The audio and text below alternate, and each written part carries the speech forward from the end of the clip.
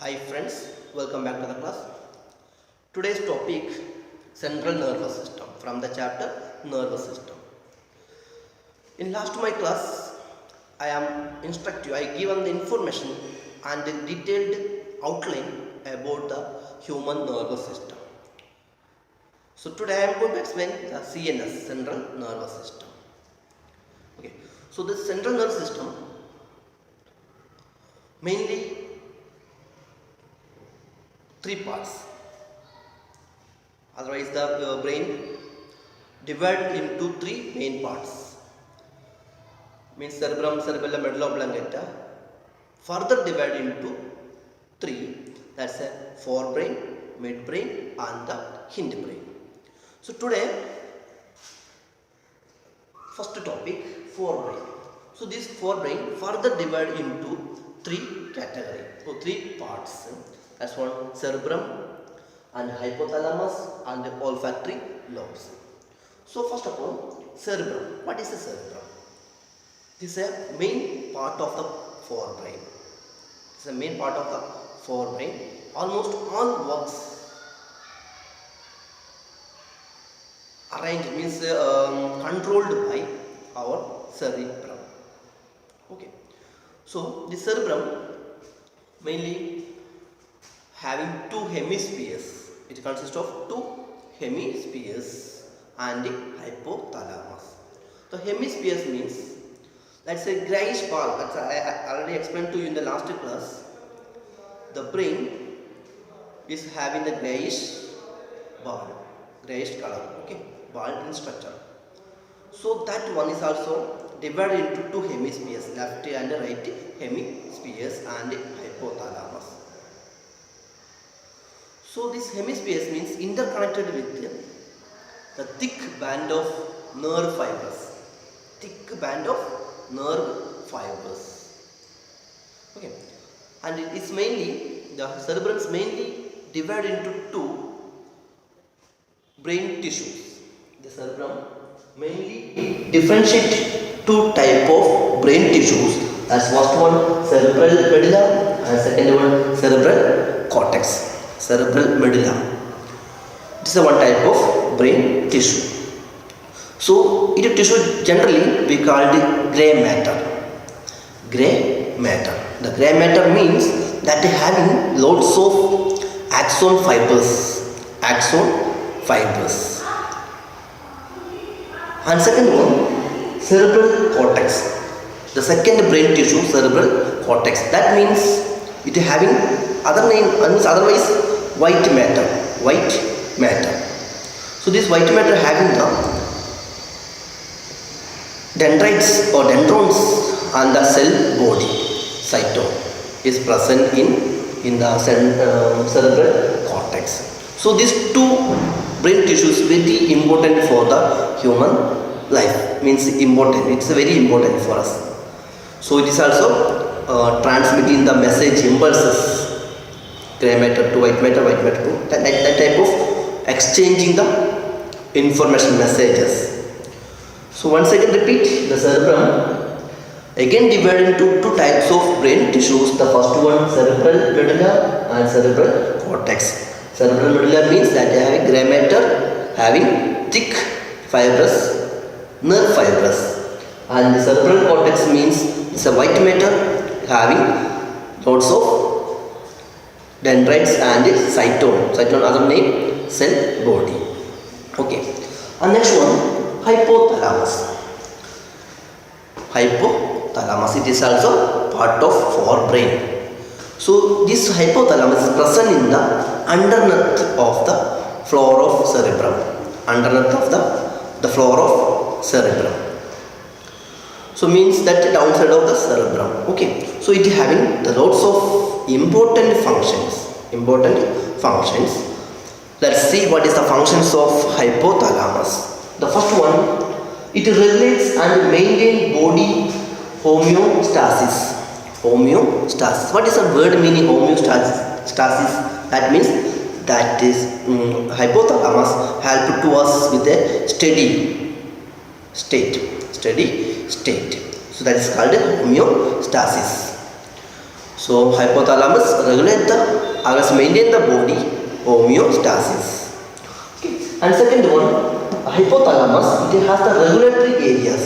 Hypothalamus has it regulatory areas for thirst, hunger, and the blood temperature, body temperature, and the water balance, and the blood pressure. That's some of the regulatory areas for thirst, hunger, blood pressure, and the body temperature, and the water balance. These are the controlled by, regulated by hypothalamus. And the third function, it controls an aggressive and reproductive behavior. Reproductive behavior including reflexes. So hypothalamus control aggressive and the reproductive behavior including the reflex actions also. Which one is controlled this reproductive and aggressive works? Hypothalamus. And the last one, the hypothalamus link between nervous system to the endocrine system. Nervous system to the endocrine system. Which one is link between the hypothalamus? Is the link between nervous system and the endocrine system. Okay. So this hypothalamus is also produce the pituitary body. The pituitary body's roofs secrete the one fluid, very important fluid. That's the name of the fluid, cerebrospinal fluid. Cerebrospinal fluid. In last class, I am explained to you the cerebral spinal fluid is present between the brain and the cranium. Okay. So I will give the explanation. Means the functions of the cerebral spinal fluid. Cerebral spinal fluid. So the first function, it maintains constant pressure in and around the brain. Pressure. They always maintain the minimum pressure in and around the brain. That's very important function. The cerebrospinal fluid is also help to maintain constant pressure in and around the brain. Second one, it helps to exchange the nutrients and the waste products between nervous tissue and blood. What is that? It has to exchange nutrients and waste products between nervous tissue and blood. Exchange the nutrients and waste product also between nervous tissue nervous tissue and the blood. Okay. And next one, it protects brain against shock and mechanical injury. So that cerebrospinal fluid protect the external injury, means mechanical injury and shocks. So it's very important for us. This fluid is also help to us very clearly. That means it is very important for us. So for example, any mechanical injury means pressure or the shock towards the brain. So this fluid will adjust that pressure and the shock tendency. So it is a very important fluid in the brain, means in the our body. And next one, olfactory lobes. Olfactory lobes. So this one, olfactory lobes means it is a anterior part of cerebrum. It is a pair of lobes present in the forebrain. Pair of lobes present in the forebrain and the anterior end of the cerebrum. It consists concerned with only the identify the smell. Identify the smell. So which part of the brain is identify the smell? So cerebrum. Cerebrum means that is a forebrain. Forebrain consists of three parts. The third part is olfactory lobe. So this olfactory lobe to identify the smell. So it is very poorly developed in the human, and it's very clearly developed in the dogfish and some other animals. Some of the animals easy to identify the smell to apart from the place. So that means in a human beings this olfactory lobes is very poorly developed. Okay. So next one I am going to explain the main functions of forebrain. Main functions. Okay. So all of you listen and learn the main functions of forebrain. So the first one, it controls the voluntary muscles. Which one? The forebrain is control the voluntary muscles. Voluntary muscles. Second one, it controls the functions of internal organs through autonomic nervous system. Which one? The forebrain is also controlled all the internal organs. Means control the function of internal organs. Internal organs. The which part? The forebrain is helped to us and control the internal organs through autonomic nervous system. And next one, it control all mental activities such as, which one? That the forebrain control the all mental activities such as memory, intelligence, reasoning, and the emotions, and the willpower, etc. These are controlled by our forebrain. So that's why I am already informed to you that cerebrum is also control the almost works in the human body. So forebrain's control means to control the mental activities such as memory, intelligence, reasoning, emotions, willpower, etc.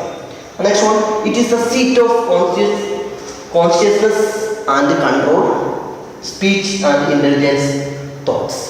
Which one? The forebrain, it is a seat of consciousness and controls speech and intelligent thoughts. So it is only the help of forebrain. Next one, it has center for perceiving pain. It is a center of the perceiving pain, touch and temperature. So which part of the brain means help to us identify the touch, perceive the pain and the temperature. So it is only the help of the forebrain. Okay, forebrain means mainly in the cerebrum. Okay, so I hope all of you understood this topic. Olfactory. Forebrain consists of cerebrum, hypothalamus and the olfactory lobes, and the main functions of forebrain. And the next main part of the brain is midbrain. Forebrain is completed and second one midbrain.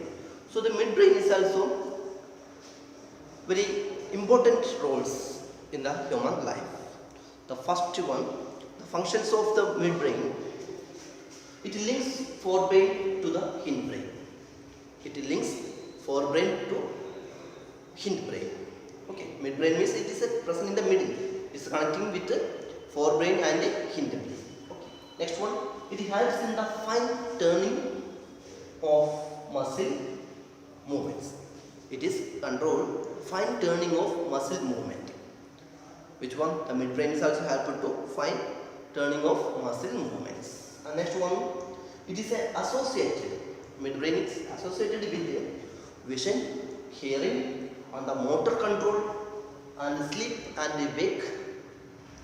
Arousal means alertness, alert, and temperature regulations. The midbrain is helpful to us the hearing and the vision and the motor control, sleep, wake up and the temperature regulations is also controlled by midbrain. Next one, the upper part of the midbrain. Upper part of the midbrain having four lobes. Okay. So these lobes are helped to and control the visual reflections and auditory reflex centers So these are the important functions of midbrain. So I hope all of you understood this topic, means central nervous system, and the first one forebrain, midbrain, and one more is also hindbrain. That hindbrain will explain in next class. So thank you.